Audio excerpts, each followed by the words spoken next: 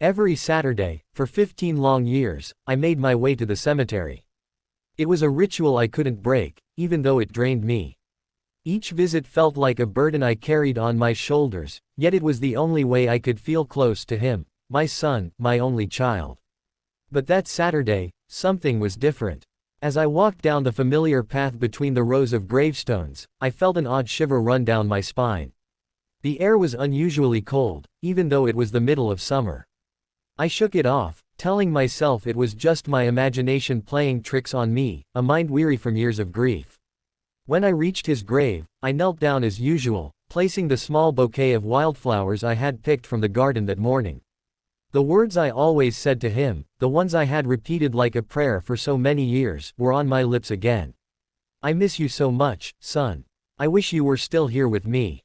But today, for the first time, something was different. I could feel the weight of the silence, heavier than ever before, as if the entire cemetery was holding its breath.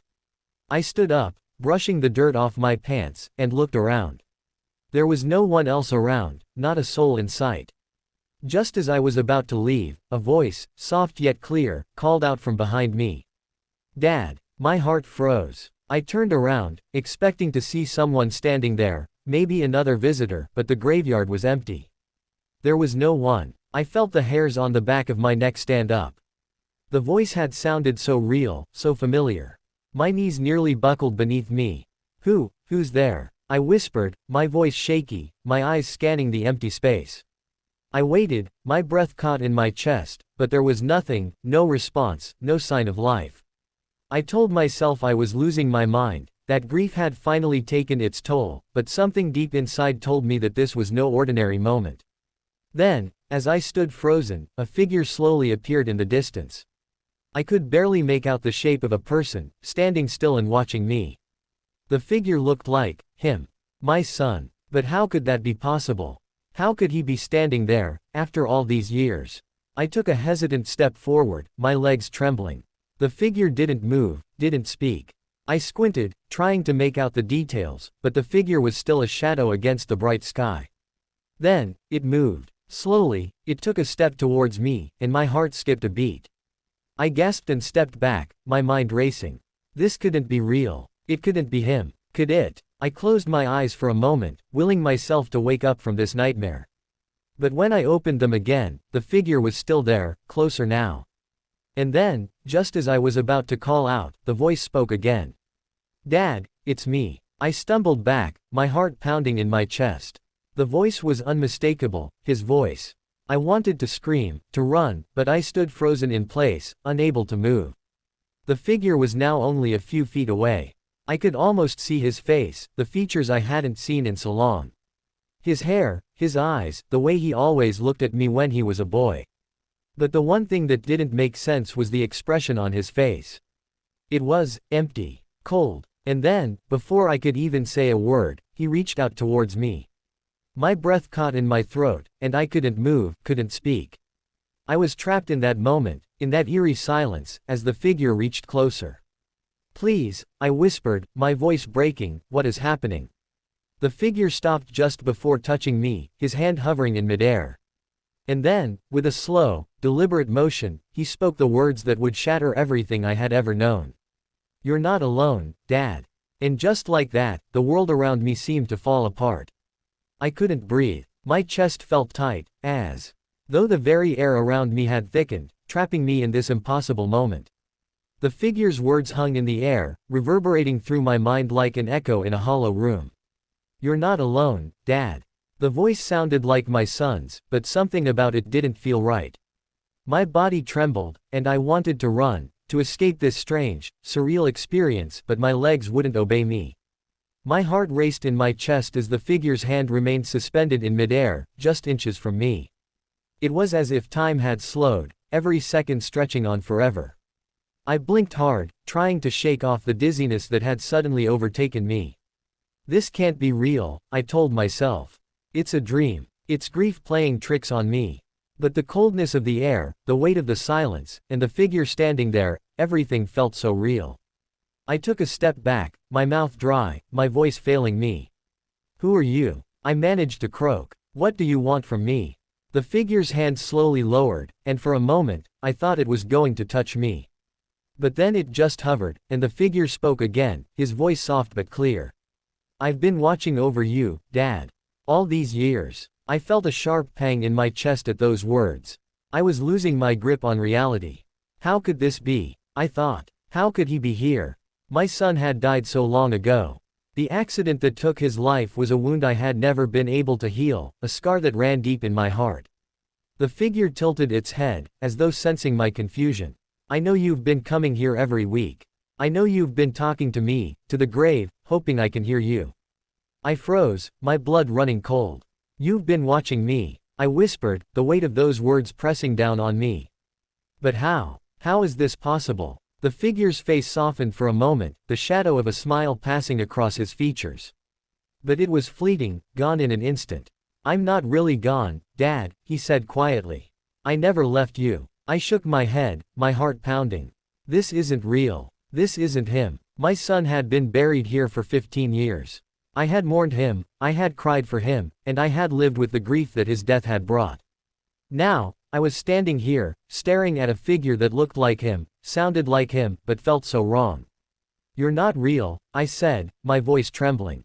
"You're just a figment of my imagination. You can't be here." The figure took a slow step forward, his face unreadable. "I know this is hard to understand, but I've been waiting. Waiting for you to hear me, waiting for you to stop hiding from the truth."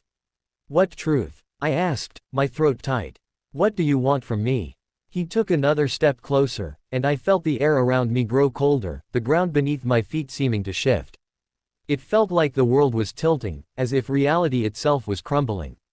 "You need to let go, Dad," he said, his voice now full of sorrow. "You've been holding on to me for too long. You've been keeping yourself in the past, and it's time for you to move forward." The words hit me like a slap. Let go. How could I? He was my son, my flesh and blood. How could I ever let go of the boy I had lost? I stumbled back, my legs giving way, and I sank to the ground, overwhelmed by the weight of it all. My hands gripped the soil beneath me, my fingers digging into the earth as though I could hold onto something, anything, that would keep me grounded. "I can't let go," I whispered, my voice breaking. "I can't. You were my son. You were everything to me." The figure stood silently, watching me, his eyes filled with a deep, aching sadness. And then, in a voice so soft I could barely hear it, he spoke the words that would change everything. "You need to live, Dad. You need to start living for yourself. Again. I'm not coming back, but you can still find peace." With those words, something inside me cracked. The weight of grief that I had carried for so long seemed to lighten, just for a moment. But I didn't understand. How could I ever let go of him? I looked up at the figure, desperate for answers, but he was already starting to fade. The edges of his form blurred, his outline becoming indistinct. "No, wait," I cried, scrambling to my feet. "Please, don't leave me. Don't go." But the figure didn't respond. Instead, he simply disappeared into the air, leaving me alone once more. And for the first time in 15 years, I didn't know what to feel. My son was gone. But was he really gone? Was that voice real, or had I imagined it? I stood there, shaking, as the last remnants of the figure vanished into the wind. The cemetery was silent once more. But deep down, I knew I had been given a choice. A choice to move forward, to stop living in the shadow of the past. But could I really do it? Could I let go of the grief, of the memory, of the love I had for my son?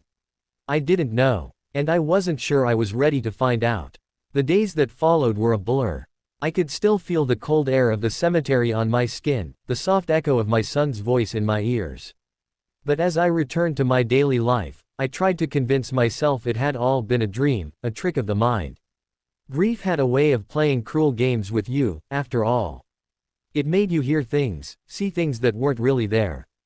Yet, I couldn't shake the feeling that something had shifted. Something inside me had changed the moment I heard his voice. I returned to the cemetery the following Saturday, against my better judgment. I hadn't wanted to go. I had hoped that the memory of the figure, of the voice, would fade with time. But I couldn't help it. I had to go back. The need to understand what had happened was too strong, too consuming. As I walked through the gates, my heart began to race. The cemetery was still, silent, just as it always was. But it didn't feel the same. The air felt thick, almost suffocating, and there was a strange stillness that clung to the place like a fog. When I reached my son's grave, I hesitated. I didn't want to go through this again. I didn't want to hear that voice again, to face whatever it was that had haunted me the week before. But I couldn't turn back. I had to know. I knelt down by the grave, just like I had for so many years, and placed the flowers on the cold stone. My hands were trembling, but I forced myself to speak. I miss you, son. I still don't understand why you had to go. I still don't know how to live without you. For a long moment, there was no answer. Just the rustle of leaves in the wind, the chirp of birds in the distance. I felt foolish for hoping that anything would happen. But then, I heard it. A voice. Soft, faint, but unmistakable.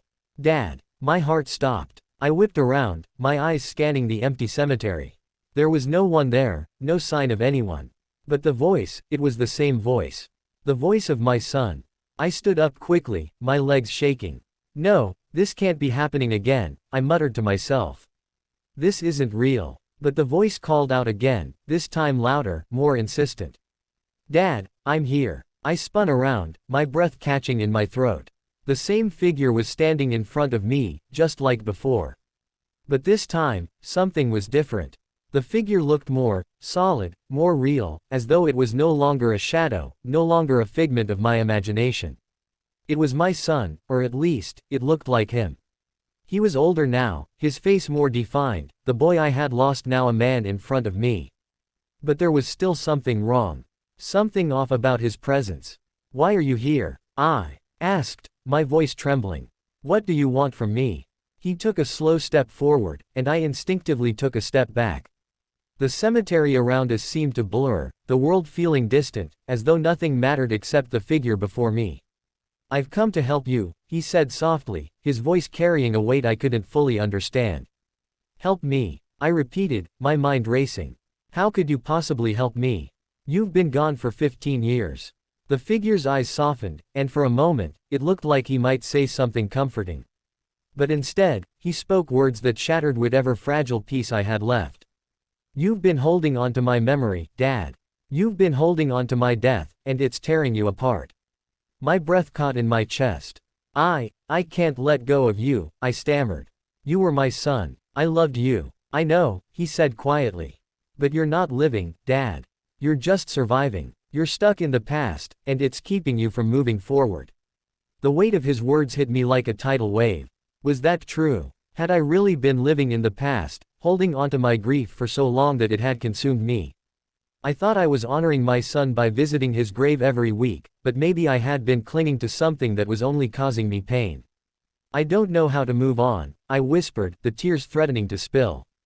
I don't know how to live without you. The figure reached out a hand, and for the first time, I didn't recoil. Instead, I let him touch my shoulder, the contact sending a shiver through my entire body. You have to forgive yourself, he said softly. You have to forgive yourself for not being able to save me. You have to forgive yourself for living in the past. Only then can you start to heal. I shook my head, unable to understand. Forgive myself. How could I forgive myself for something I had no control over? How could I forgive myself for not being able to keep my son safe? But the figure's words stayed with me, echoing in my mind. Forgive yourself. And just as I was about to ask him more, the figure began to fade once again, his form becoming blurry, his voice growing fainter. Live, Dad, he whispered. Live for yourself. And with that, he was gone, leaving me standing alone in the cemetery once more. I didn't know what to feel. A part of me wanted to scream, to chase after him and demand answers. But another part of me felt lighter, as though something had shifted inside me, even if I couldn't understand it yet. I didn't know what was happening, or why this was happening, but one thing was clear, I couldn't keep holding onto the past forever. I had to find a way to move on, to start living again. But how? And was I really ready to let go of the grief that had defined my life for so long? The answers didn't come easily, but I knew one thing for sure, I was about to embark on a journey I never thought I'd have to take. And it was going to be harder than anything I'd ever faced. The days that followed felt like an endless blur. Every time I closed my eyes, I saw his face, the figure that had appeared before me in the cemetery, telling me I needed to let go.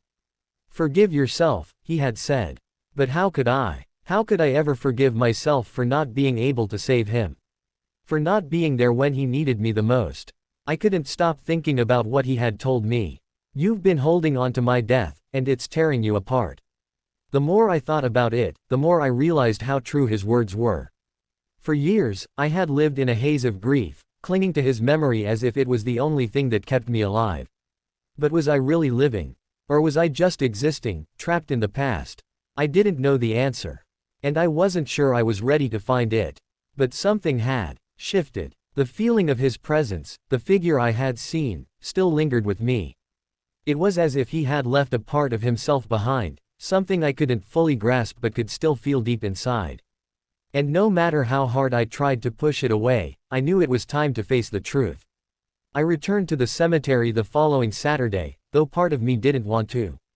I feared seeing him again, feared hearing that voice, that presence that had left me questioning everything. But I couldn't avoid it. I had to go. There was no running from it anymore. As I walked toward his grave, the familiar weight of grief settled on my shoulders once more. But this time, it wasn't the same. It wasn't just the sadness I had carried for so long. It was something else, something that felt heavier, more urgent. I reached the grave and knelt down, placing the flowers I had brought. The silence around me was deafening, and I closed my eyes, trying to gather the strength to speak. But when I opened my eyes again, I wasn't alone. The figure stood before me once more, his form more solid than before. His features were clearer, and the sadness in his eyes was palpable. But there was something else in his gaze, something I couldn't quite place. "Dad," he said, his voice soft but clear, just like before. "I've been waiting for you." I swallowed hard, my heart pounding in my chest. "Why are you here?" I asked, my voice barely a whisper. "What do you want from me?" The figure took a step closer, his eyes never leaving mine. "I'm here because you need to understand," he said.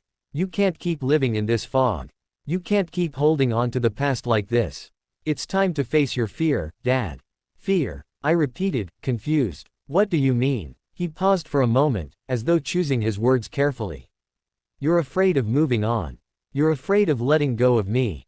You think that if you do, you'll forget me, and that scares you. But the truth is, holding on to the past won't bring me back. It's only holding you back from living the life you're meant to live." The weight of his words hit me like a punch to the gut. Holding on to the past won't bring him back. I had never thought of it that way before. All this time, I had convinced myself that my grief was a way to honor him, to keep his memory alive. But was I really honoring him?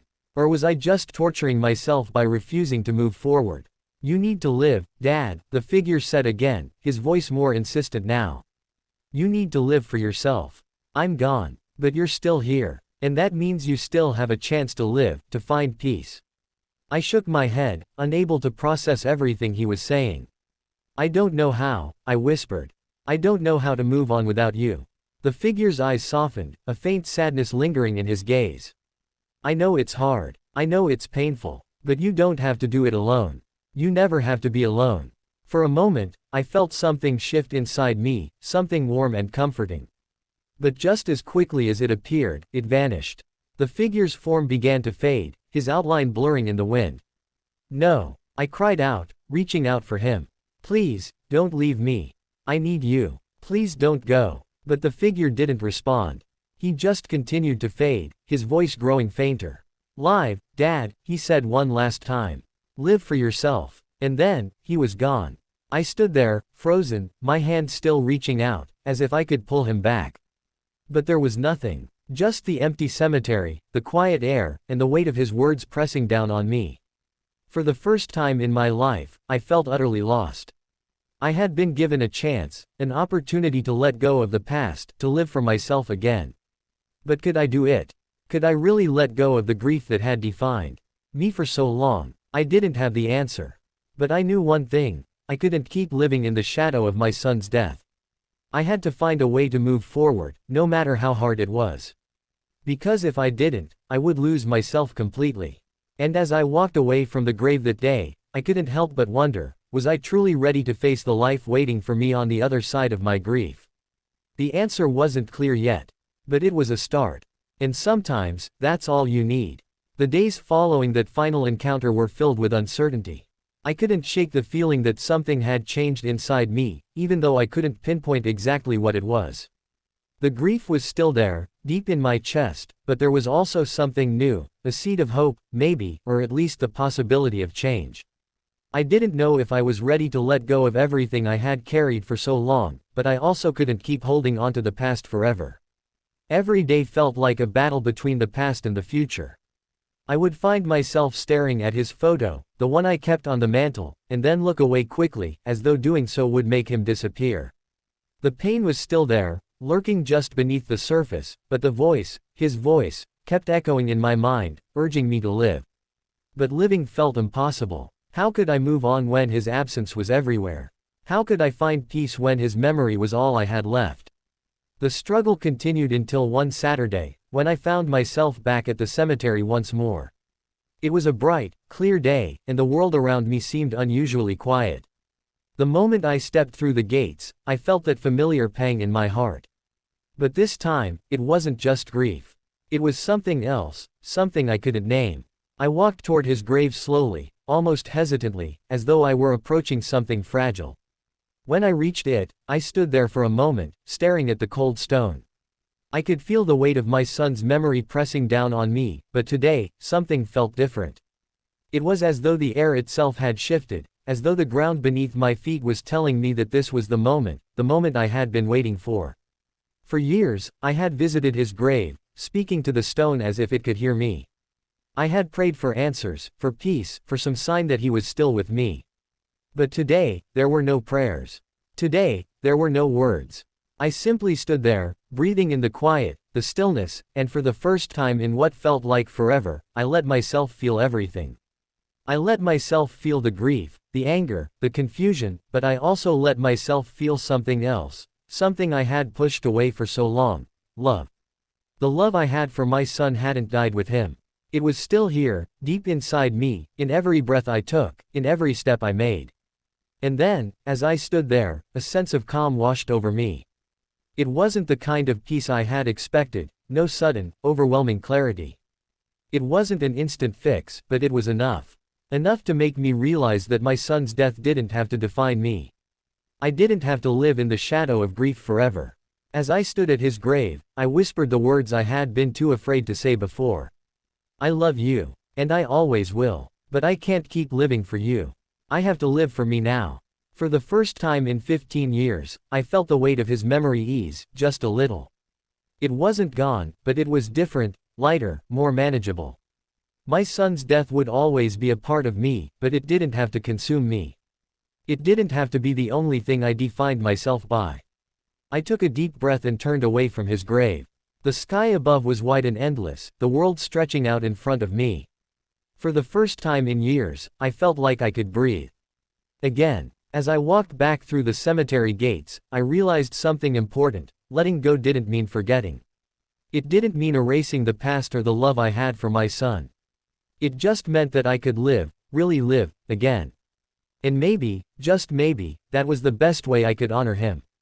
The past would always be there, lingering in the background, but the future was waiting for me. And for the first time in a long time, I felt ready to embrace it. So, I kept walking, one step at a time, toward the life I still had left to live. It wouldn't be easy, but I was no longer afraid.